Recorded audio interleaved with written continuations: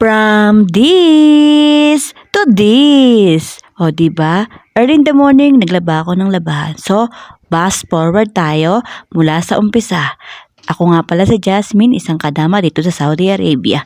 Good morning, guys! Tapos ko nga maglaba, ako'y naligo na dahil marami akong naka-schedule na gagawin ngayon.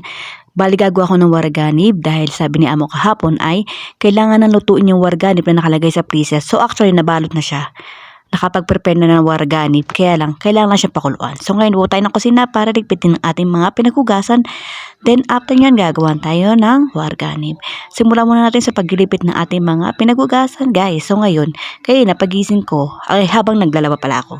Habang naglalaba ako, naghugas ako ng plato. Siyempre, sabay-sabay na. Dito sa Saudi Arabia, kailangan maging practical kayo.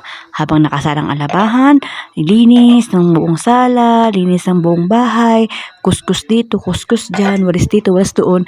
Then, pagtapos nung naghugas ako ng plato, habang umiikot yung washing machine, ako naman ay panay kilos sa loob ng bahay. Siyempre, parang tayong dual sim, kailangan dual ang kilos, dual ang lahat. So, after ko nga magligpit, ay nag-prepare na ako ng mga gulay na gagamitin para sa ating warganib. So, kailangan natin mag-gloves. So, babaltan ko muna yung mga gulay-gulay na ating gagamitin. Thereafter, gagayatin ko silang lahat at ihanda natin para sa ating warganib. So, guys, ayan, inano ko yung carrots, potato, yung kamatis. Yung kamatis hindi ko nabilatan kasi naman hindi na kailangan balitan at ibabaw lang naman siya sa warganib. So, sibuyas, kamatis, carrots. Actually, kaya may carrots yan kasi wala na po kaming patatas. Kasi yung patatas namin naubos na. 2 piraso lang natira. Kaya sabi ni amo, lagyan mo na lang ng carrots. Pwede na yan. Iba-iba naman ang style ng mga tao dito paggawa ng warganib. Merong iba gumagamit pa ng kusa sa ilalim. Merong iba, puro patatas na sibuyas, kamatis. Diba? Iba-iba rin ang style. Kaya sabi naman ni amo, kung ano merong gulay dyan, yun na lang gamitin mo. Kasi nga, wala na pupunta ng market. Kasi nga si amo, ang laki ay lumayas at nagpunta sa kanyang tatay. So ngayon, syempre kung ano meron dyan, pagtsagaan natin at walang bibili para sa atin ng gulay, kundi need natin pagtsagaan kung ano mang merong gulay sa refrigerator kasi wala naman tayong driver para utusan bumili ng ating mga kailangan para sa kusina. So guys, nagmamala din ako kasi hihiwain ko pa yan lahat at tayo ay maghahanda na para sa ating sabaw, para sa ating warganib. Actually, madali lang naman gumawa ng warganib eh. Kung talagang alam nyo, at alam ko marami nakakalam kung paano gumawa niyan. So, ayan na, mag-prepare tayo ng 3 tasang mainit na tubig. Tapos, tansyahan na lang yan. Depende yan sa inyo kung gaano karami gusto nyo ilagay panlasa. Tansya na lang yung asin. At sumunod naman dyan, ilalagay natin ang dips naman. Siyempre, tansya na lang din yan. Bahala na si Batman at si Robin. Mamaya na natin lasahan kung sobra o kulang. At ang sumunod naman ay ang tamarindo. Tamarindo sa Arabic. Sa Pilipinas naman ang tawag dyan, isang palok na hinog na kinatasan. So, ayan siya guys, tamarindo. Masarap siya sa warganib. Ewan ko kung naglalagay kayo niyan o hindi. Basta ako naglalagay niyan. Then, after, isang buong lemon, in-squeeze ko sa ating kaldero. Siyempre, kailangan natin ng lemon. Mas masarap talaga ang warganib pag maraming lemon. Dahil ang warganib ay gawa sa maasim na matamis na may lasang dips roman. Isunod na nga natin ang ating sesetun or olive oils in English. Masarap yan at masustansya. Healthy pa sa body kasi ayan, ang olive oil ay maraming benefits na makukuha. So after nyan, lagay natin ng magic sarap, pampalasa. Dagdag sa ating pampalasa. So i-assemble natin ang ating warganib. Unahin natin ang warganib leaves. Isunod natin ang mga gulay.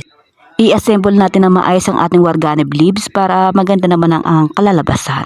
Kasi pampalasa yan, dagdag sa pampalasa yan ng ating warganib. Isunod naman natin ang ating patatas. Nakita nyo naman diba, nakakapiranggot lang yung patatas natin kasi nga, 2 piraso na maliit lang yung nakakuha natin dito sa kusina kasi walang patatas. Kaya ayan guys, i-assemble na rin natin pati ang carrots sa ilalim. Then after ng carrots na yan, ilalagay natin ang sibuyas. Sakto malaki yung sibuyas na hiwa ko at marami yung sibuyas natin may ilalagay sa ating warganib. Then isunod natin dyan ang ating kamatis. Ang ating kamatis ang malaki lang ang hiniwa ko kasi nga hindi naman ganun karami ang warganib na ating isasalansan. So magtitira lang ako ng papira-piraso ng carrots, potato, tsaka ng onion, tsaka ng warganib leaves para pang ibabaw sa ating warganib pagtapos natin i-assemble sa kaldero. Kasi sa ibabaw niya, nalagyan pa natin siya ng kamatis, sibuyas, carrots, at patatas, tas warganib leaves. So, ayun na guys, lagyan natin ng ating sauce. Naka-assemble na siya. Yung sauce na ginawa ko, hindi ganun karami. Kasi nga, konti lang naman ang ating warganib. Sabi nga ni amo, wag damihan kasi nga, tutubig pa yan kasi nga yelo ang aming warganib ba, nag-ice ba, kaya magtutubig pa siya. So ayan, nilagay ko na sa ibabang ating sibuyas, kamatis, carrots at patatas para sa ating special dressing in up. Sabi kasi ni Among mas malasa raw pagdalagan sa ibabaw ng kamatis, sibuyas at ng carrots at saka ng patatas. Tapos lagyan mo ng konting warganib leaves. Tapos saka natin siya lalagyan ng takip. Pagkatapos nga yan ay isinalang ko na siya sa kalan ng malakas na apoy ng 10 minutes. And after hihinaan natin yung apoy ng pinakamahina na aabutin ng 1 oras at kalahati. So ngayon guys, after ko nga magsalang ay hinugasan ko na yung ating mga pinagamitan para hindi naman tayo matambakan na ating pinagamitan. Chinay ko ang ating warganib at tinakpan natin hinaan ng apoy ng 1.5 hours para hindi masunog. So after nga nagprito ko ng strip, chicken nuggets at patatas para sa aking mga alaga at aking amo para sa kanilang putol. So yun lang guys, thank you for watching. Sana mag-enjoy kayo sa aking video.